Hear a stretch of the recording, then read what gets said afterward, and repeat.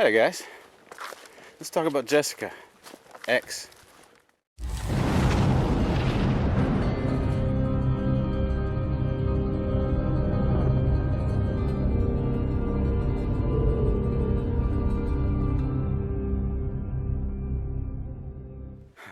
Alright guys, sorry about the cheesy intro there, I couldn't help myself. We're here today to talk about a new Schrade knife coming out here in a few months. It's the SCHF43, otherwise known as the Jessica X. It is the brainchild of Chris Tanner from Preparedmind101.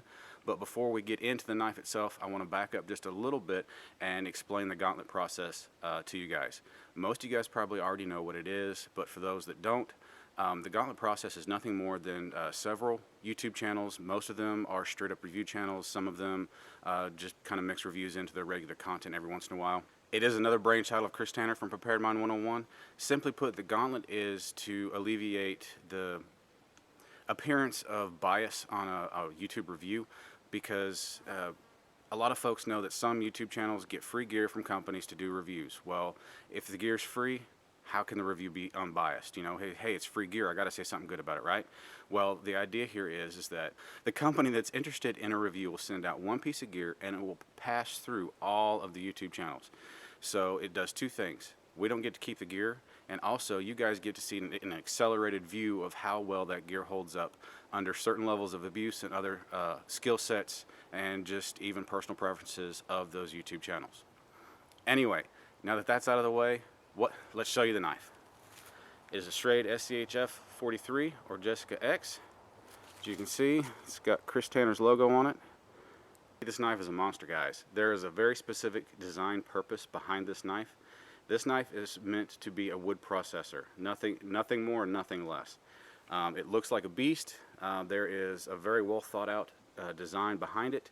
So let's run over some specs real quick, then I'll run over the thought process behind the design, and then we'll actually get to work and see what it can do.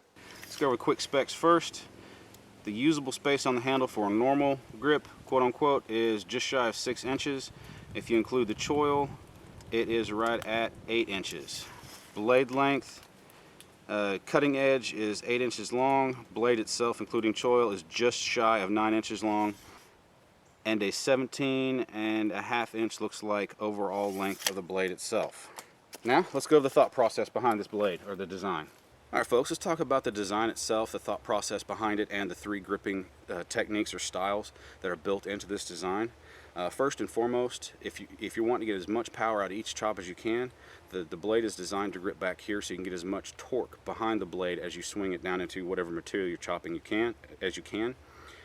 If you choke up at the top of the handle itself, up here is for finer chopping purposes. You know, if you want to point off a tent stake or something like that, if you need controlled chops, accurate chops, that is where this blade is intended to be held. Now, and last and pretty much least, the intended purpose to choke up on the choil here is for finer tasks like making a feather stick or fine carving work.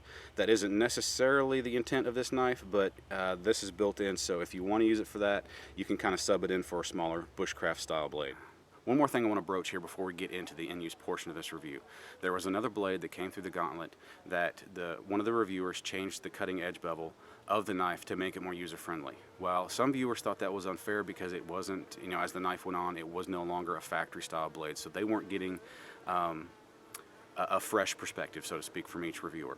Well, Brian from Survival on Purpose, he was the first one to review this particular blade. He sent it on to me and he left the edge alone. Guys, I highly suggest you go back and check out his video for a factory viewpoint of this cutting edge. As this comes from the factory, it is, at least for finer tasks, it is very subpar. Brian's video shows everything. It will explain it 100%. Like I said, go back and check it out. Now, I have touched this up with a work sharp to make it much more usable for the finer tasks, in my opinion, and even helps it in the chopping aspect, definitely. Now, if this was my personal blade, I would definitely have taken this edge a little bit farther. I would have narrowed it down just a little bit more. Show you what I've done so far. If you've seen the factory, let's try to get this in the light. There we go. If you've seen the factory edge, you can definitely tell that I've narrowed that up a little bit. If this were my personal blade, I would definitely take it a little bit further. But obviously it's not. It's got to go on to a different reviewer, and so I'm going to leave that up to their discretion. If they want to take it a step further, they can. Anyway guys, let's get to work. All right, my review process today, you guys know I usually knock out a bow drill set, one stick fire, stuff like that to kind of get a feel for a blade. But today I'm going to kind of hit it up a little bit different. Today I'm going to try to throw up a quick emergency primitive shelter. So I think that's a good way to test this out. Take it pretty much from each stage, from extreme chopping to controlled chopping to even maybe some finer tasks a little bit. So let's get to work, guys.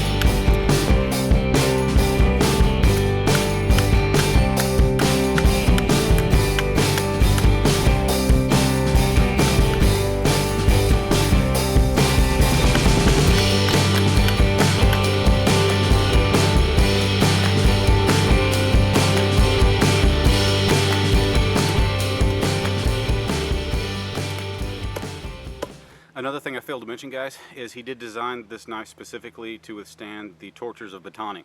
So I don't think that's necessarily grip dependent, but more so the strength and durability of the steel. So let's see what happens.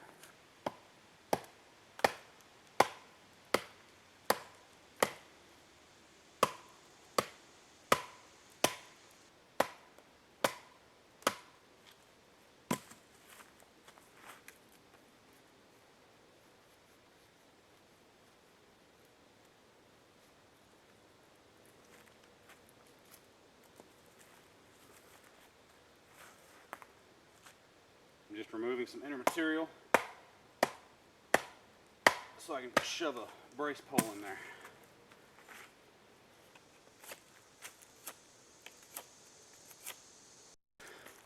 Alright, I don't know if you noticed or not, but on a lot of those chops, some of them I was holding back here, some of them I was holding up here, just depending on what I was trying to chop. Now let's get into some finer stuff. I'm going to narrow one side of this down to act like a wedge to split that support pole apart.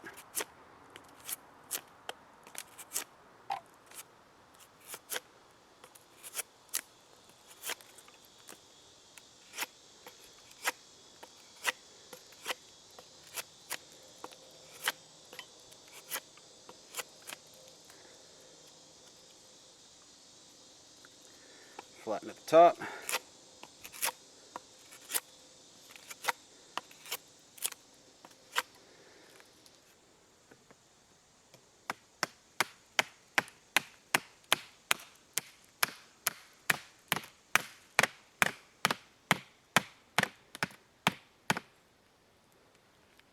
That'll do.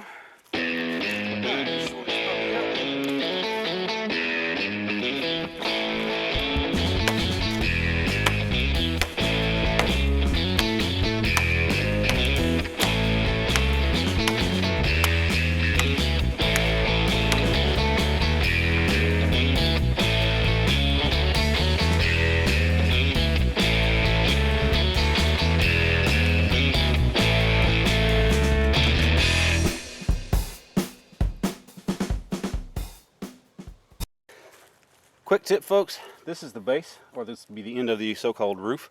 As you can see, the ridge line or ridge pole is at an angle and it's wanting to slide down. Don't have any natural branches or pieces jutting out to support this, really.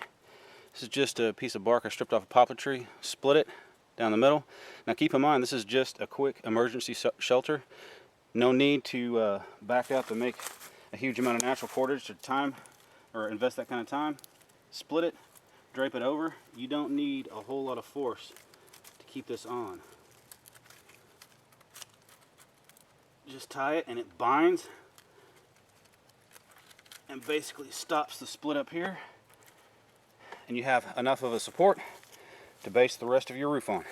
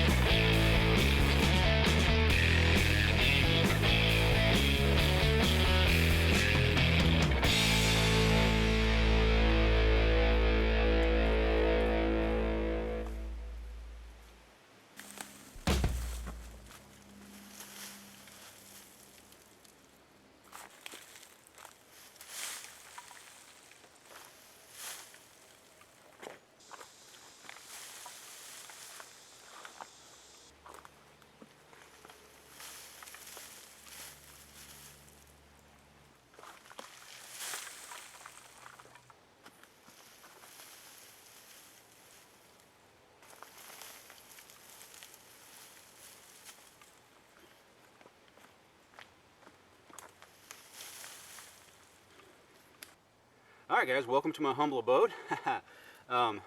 By definition, in my mind, an emergency primitive shelter is something you get up in about 45 minutes or an hour. And I'd say we did it. I went about 5 minutes over, but there we are. Would it keep rain out? For the most part, yeah. A torrential downpour, probably not, but you'd have to spend half a day on that one. So anyway, let's rearrange the camera and talk about the knife. Now, as I mentioned, I did touch up the edge a little bit. If this was mine, I would take it further, but it's not. Let's see what kind of feathering we can get out of this thing.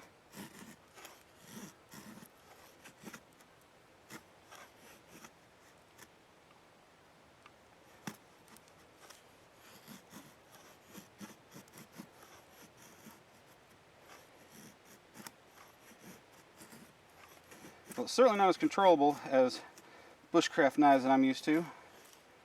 It's kind of hard to keep the feathers on there.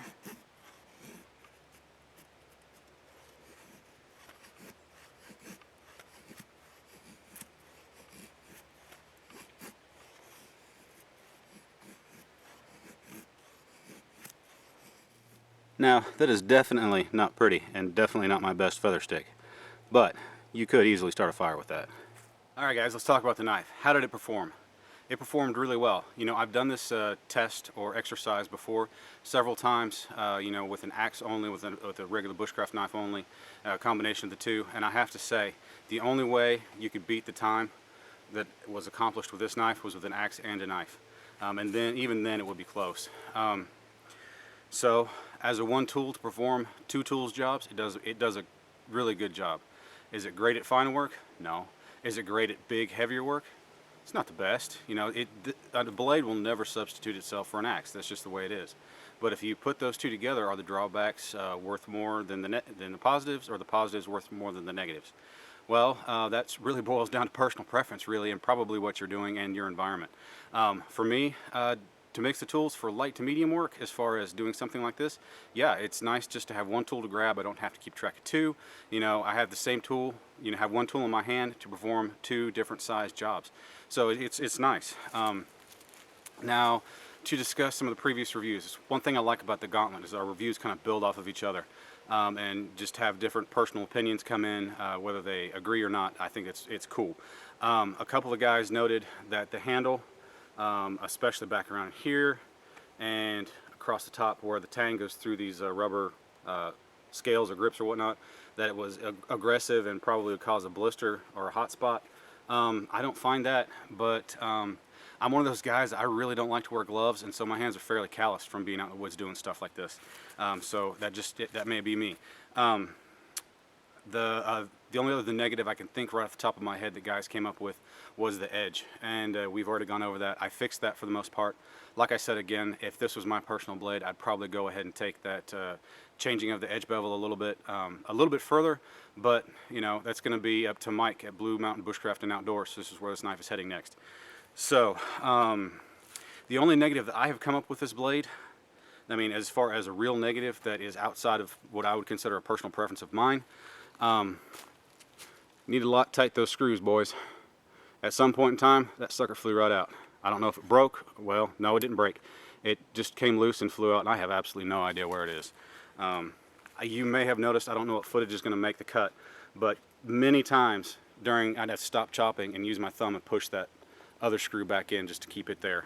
So hopefully Mike can come up with something to replace that screw with and Loctite these babies down. So what is my personal opinion on this knife? I like it. You know, if you guys have been watching my videos for any length of time, you probably know I'm not a big blade guy. I don't like large blades. You know, 4.5 inches is about as big as I want to take it. This has been a different experience for me. It's kind of like if you take a Bushcraft knife and mix it with a really heavy machete. You know, just pack those suckers together. For its designed purpose, it does a great job. But you know, in my opinion, what makes a great blade is at least 50% of the personal preferences of the guy holding it. So, you know, is this blade for you? Is it going to perform well for you? You know, that's really up to you. I hope this video helped you out in deciding that. Again, guys, go back and check out the other Gauntlet reviews. Chris has two on it. One kind of an intro about this knife, one how to use this knife.